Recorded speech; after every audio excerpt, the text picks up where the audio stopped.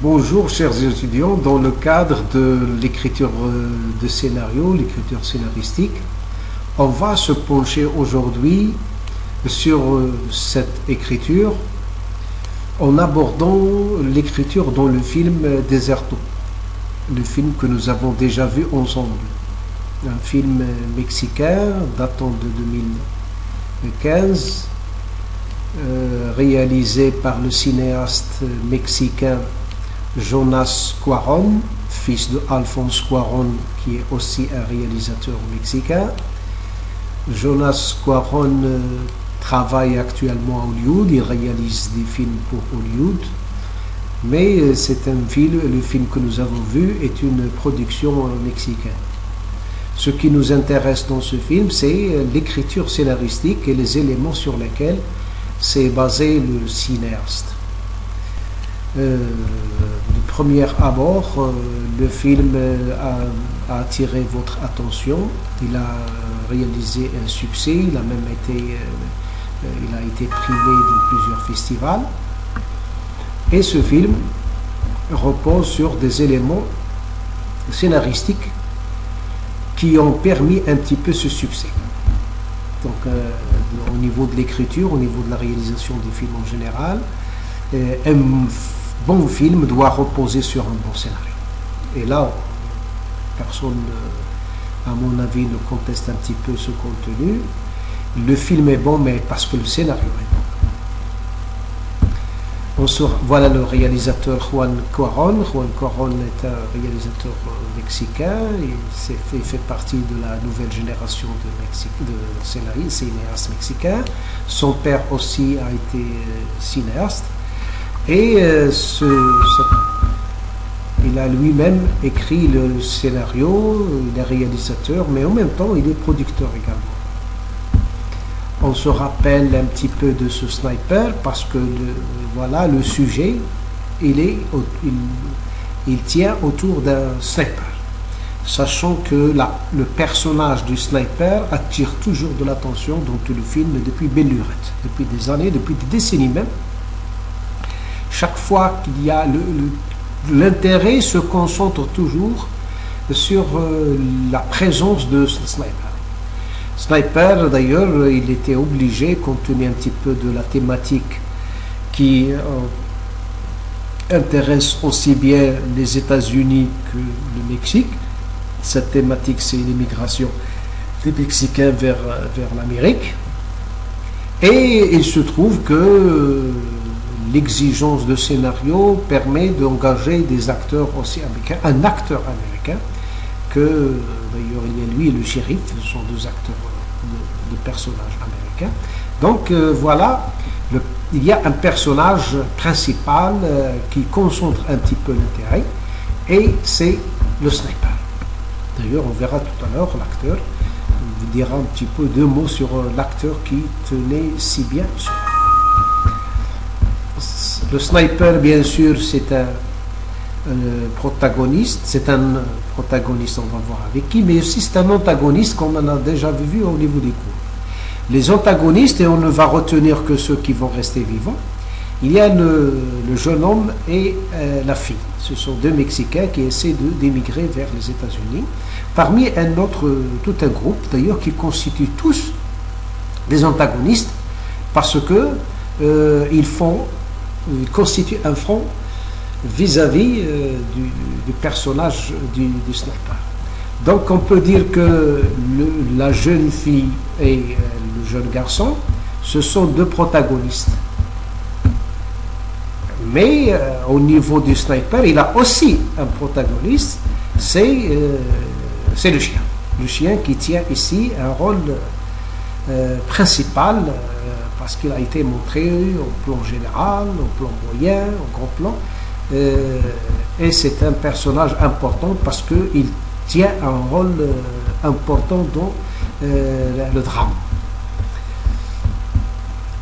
Voilà un petit peu, comme vous l'avez vu au niveau des scénarios, nous sommes déjà en présence de deux clans, Sniper et le chien, et de l'autre côté on va retrouver tout un groupe de Mexicains, mais dont voilà le groupe de Mexicains, mais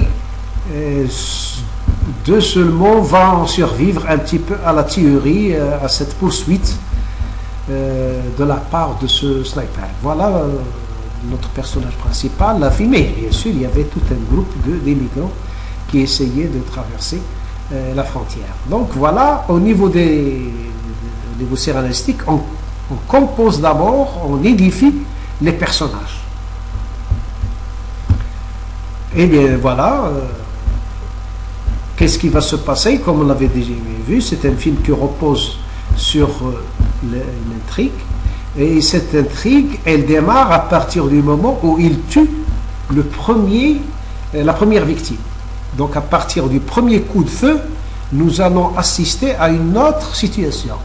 La situation, au début, pendant un quart d'heure, on essayait de connaître un petit peu les personnages. Mais à partir du deuxième coup, c'est fini cette phase, on va traverser et on va passer à une autre phase qui est la crise, c'est-à-dire tous ces personnages maintenant vont se tomber en crise. Ils deviennent les victimes réelles d'un sniper, dont deux seulement vont survivre, d'ailleurs, qui ne sont pas présents un petit peu sur ce terrain. Ils avaient de la chance de ne pas être présents sur ce terrain. Voilà, mais le film aussi repose sur un certain nombre ça a été agencé d'une manière intelligente, sur un certain nombre de situations où le suspense est omniprésent. D'ailleurs, voilà, une première scène, c'est au niveau qui a été introduite juste pour augmenter un petit peu le suspense, c'est les serpents qui vont entourer la jeune fille, donc elle va se trouver encerclée par un certain nombre de serpents, et vous savez que rien que la vue d'un serpent, elle est sujette de suspense.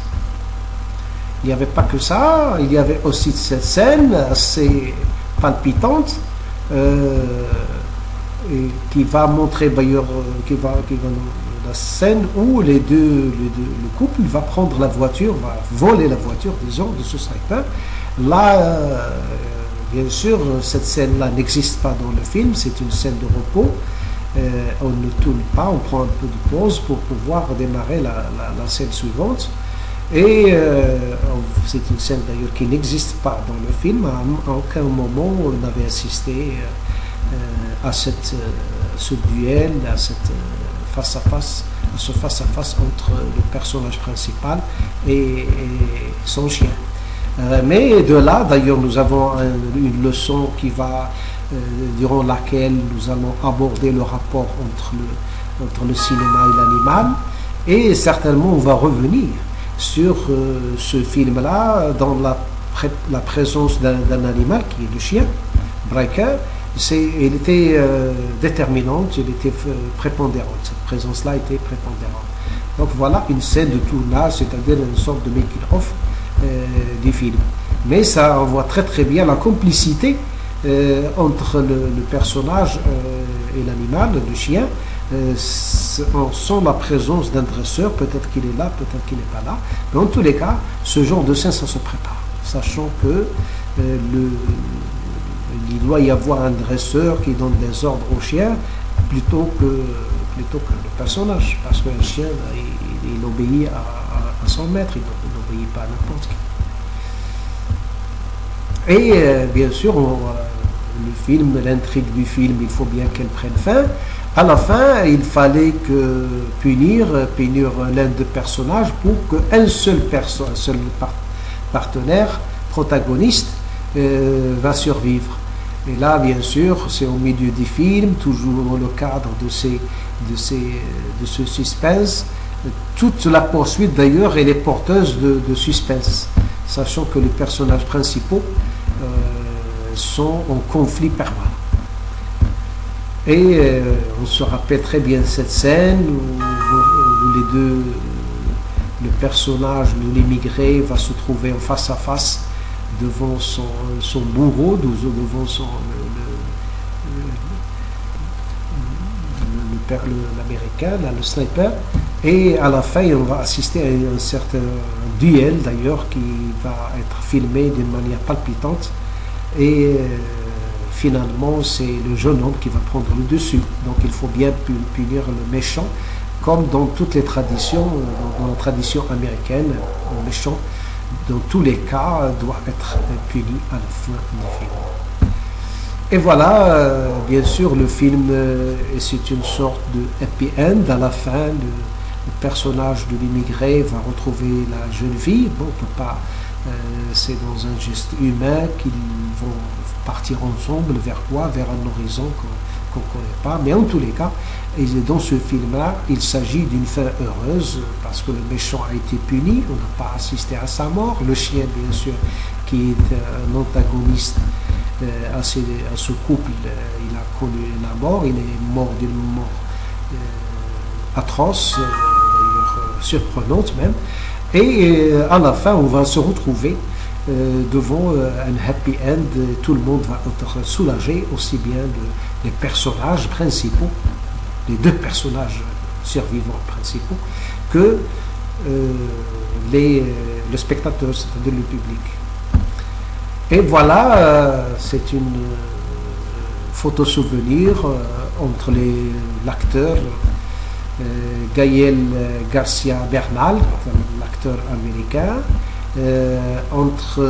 qui groupe aussi l'acteur américain Jeffrey Dean Morgan, qui est un acteur américain, mais on avait déjà parlé de cet acteur qui passait au métier d'acteur par simple coïncidence, sachant que lui il était plutôt un sportif, un basketteur de renommée internationale, mais qui, comme il avait subi une sorte d'opération, on lui avait déconseillé de continuer dans cette voie, et il devait quand même survivre et choisir le métier d'acteur. Il s'est avéré un très très bon acteur, et au milieu on va retrouver Jonas Cuarón, le réalisateur du film. Donc c'est une photo de promotion, c'est une photo souvenir, mais qui dit beaucoup de choses sur le contenu du film. L'acteur américain, d'ailleurs dans un rôle, le scénario impose bien l'acteur américain. C'est un acteur, on ne peut pas dire les vedettes de Hollywood, mais il est dans son gène, on dira, de second plan. Second plan, mais qui fait sa place petit à petit. On va le retrouver dans le rôle de bon, le rôle de méchant. Il est dans des rôles de composition même, et c'est un acteur qui est, tout le monde est d'accord, c'est un acteur très doué. L'acteur Gaël Garcia Bernal, l'acteur mexicain, né en 1981, et c'est un acteur qui fait son chemin, qu'on va retrouver dans beaucoup de productions américaines. Il a été révélé suite au personnage qu'il a joué au début de sa filmographie en tant que Che Guevara, bien qu'il ne ressemble pas beaucoup. On va le retrouver dans ce rôle à 2 reprises. Donc à 2 reprises, dans 2 films, il va tenir le rôle de Che Guevara, ce qui va le propulser d'une manière assez vite sur la scène cinématographique. Et voilà, donc on avait vu un petit peu comment on monte un petit peu ce scénario de film, comment on construit les personnages de telle sorte à servir une bonne thématique. Et le Diezerto repose bien sur une bonne thématique. Donc en attendant, je vous souhaite bonsoir et à la prochaine vidéo, donc à une prochaine leçon. Et merci.